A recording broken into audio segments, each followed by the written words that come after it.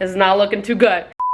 What's up, CG family? Welcome back to the channel, where today we're doing some wiring, and I have 2 more days until my surgery, so this is the last video I'm gonna make before my surgery. And what we're gonna be doing today, I probably already have my surgery done by the time this video's out, but what we're gonna be doing today is finally swapping out the turn signal light, the backup light, whatever you guys want to call this, into, oh, is that a bubble? Oh, that's a bubble on the tint. We're gonna be changing these into some nice LEDs. What's up? I feel like it really does not match up with the aftermarket taillights I have, and these are for DEs, except I rewired it for an HR. One of the major differences between the DE and the HR are the LED taillights, and I feel like these just look like the DE taillights, even though the HR also comes with these turn signal lights. And there's a spider in there. Hopefully I'm not being too technical, but honestly, they're a lot more involved than I thought they would be with the wiring. Usually stuff like this is plug and play because these are meant for an HR, but yeah, they're going to be sitting like this, and I think they're going to look a lot better with the taillights that I have on. They are pretty much the same style. I don't know why there's a switch in this. I did get these from Z1 Motorsports, so yeah, we got to do this before it gets dark. This guy just joined, and we have exactly an hour before it gets dark, so let's get started. All right, first step of the process is to fully take out the rear bumper. Hey guys, so I'll also be joining because Christina's doing some work, and right now I'm just taking off the taillights because we finally found the 10mm. Our neighbor's recording for us. Yeah. I'm not your neighbor. What are you? The homeboy. Homeboy. But this only has 2%. We're taking this one out, and woof. Do you know how to do it? No. Oh, See I the know. button right Okay. here? Then you gotta pull it. Okay, good. We got the whole crew helping us today. Sorry guys, I have to work real quick, so I can't. You got it? I broke Okay, my here, I got hand. this. I feel like I just broke my hand. Like. Okay, got it. did you just break it? Rear bumper is officially off, and look how crazy that looks. It looks pretty funny. We do have this plug. It looks like we got 2 screws on each end, and then we should be good to go. However, we do have to wire in some capacitors. I don't know if you guys like calling these ballasts or capacitors, but I like just saying capacitors. I'm already breaking a sweat. It's already getting dark here, and yeah, you guys already can see I have the garage light on. It's not looking too good. We are beginning to splice things up. It's not that difficult, pretty organized for the most part. So I just cut up this, and we have some pink and red and black wires. I'll explain more in depth what goes in what in a text box right here. But we have a brake light and a running light that we are going to be wiring onto those wires, and then we're going to have to wire up these yellow and black wires onto a capacitor that's gonna sit like right here. And we also have like a through wire that Z1 Motorsports included in this thing. Again, if someone in the comments can explain to me why I have a switch here, that would be wonderful, because I will never be able to access this, so I just want to know why it's there. And I'm afraid, because if you guys watched, this is almost a year ago when I rewired my taillights. I did a HR to DE conversion.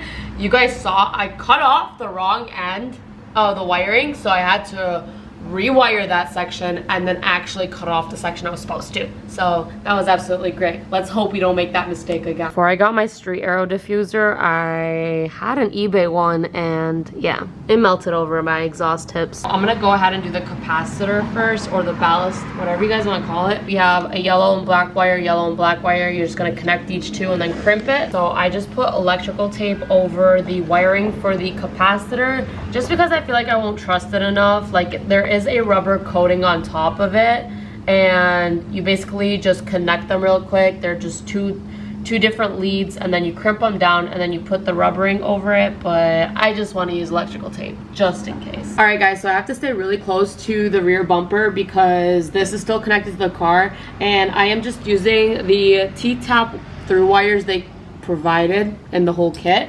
and you're basically going from 2 wires into 1. And so I'm just gonna run this right through. You guys can search up a video on how to use these if you don't know how, but they're pretty simple. We're just gonna go for it. And then we're just gonna close it off. Now that I just think about it, they expect us to splice into that and then also screw this on while the bumper is closed. That's not a good look. That was not really good engineering behind this. All right, so now we're gonna go again with another T-tap through wire and go and do the brake lights. So we just did the running lights because the red around the rim of this turn signal light also turns on. So now we're gonna do the brake light and connect it to the other wire and we should be good. All right, Veronica's about to go turn the car on real quick. Yeah. Oh yeah, they turned on. Nice. All right, we got it. So we know that the running lights work and now we can go ahead and do the brake lights as I explained like 2 seconds ago.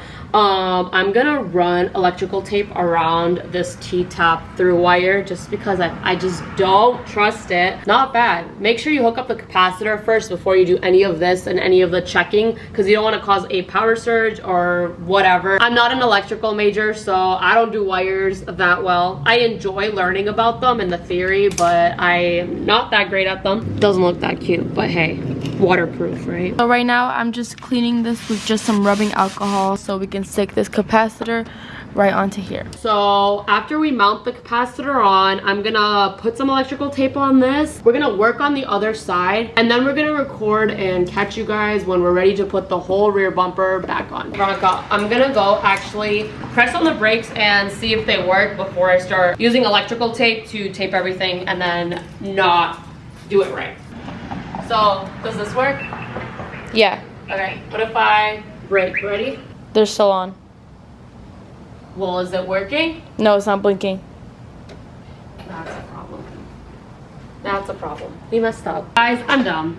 I forgot. We're supposed to connect this and then they all should be working. So we're gonna go ahead and connect them right now. I don't know why we have this. What is this for? Okay. Moment of truth. There we go. Okay, so what is this? Nothing. No idea. Okay, now I'm gonna use my turn signal. Ready? Yeah. Okay. That's so nice. So nice. I love that. What about if I brake?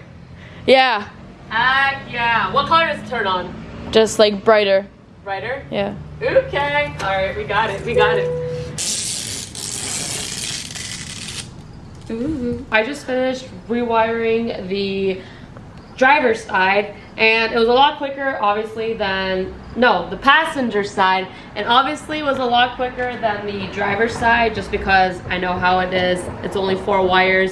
You tap into them, you connect the capacitor and you're all good to go. So what we're going to be doing now is taking both of the light housing and actually screwing it on. Oh, I still have to take this one off. Great. That's not going to be really hard. You're just going to use a screwdriver. You're going to take this off real quick, just like that. And we're going to have to keep the rear bumper it's starting to rain. But keep the rear bumper very close to the car so we can screw these new turn signals on.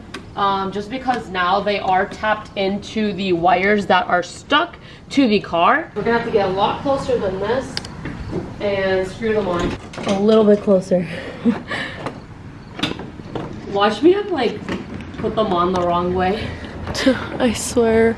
No. Alright, this looks good, so now I'm gonna screw it on. It's officially raining out here, but here is what it looks like with it installed and turned off, and obviously there's nothing on this side. I'm so hungry right now, but I'm gonna go ahead and screw on the other side turn signal light, and then I have to mount the rear bumper back on, put the taillights on, and then we're done. And then we can get food, which is probably gonna be McDonald's. This is the setup. This is what it looks like. Again, we have the capacitors mounted onto the crash bar. Don't forget to connect the rest of your lights. These are your tail lights, and we also have the middle plug right over here. So I'm just gonna plug that in right now. 1 hour later, we found the screws we need so we can put in the tail lights last. Oh my gosh, we're done. I do want to show you guys what they look like right now. Ooh. Oh. Finally, they're in. I know. Let's see. There you go. Voila. Let me see if they do anything when I lock or unlock. Ooh. Ooh. That's so Those are See, really they complement nice. the taillights so well. Hold up, let me turn this light off so you guys can see it better. Yeah. Oh my god. So much better. And then like, ooh. Huh? I got both aftermarket. Yeah, so Rear now lights. I'm gonna show you guys what it looks like in the daytime. I'm gonna show you guys what it looks like in the daytime in the next clip. Here I am editing this video right now, and of course I forgot to wake up in the morning and show you guys what they look like in the daytime, but here's a picture I took a while ago and as soon as I installed them, and they look absolutely amazing, way better than the OEM one. Hope you guys really enjoyed this video. I know you're just looking at a picture right now and listening to my audio, but please give it a thumbs up and don't forget to subscribe, and I'll catch you guys in the next video. We're going to be working on the RSX a lot, so stay tuned.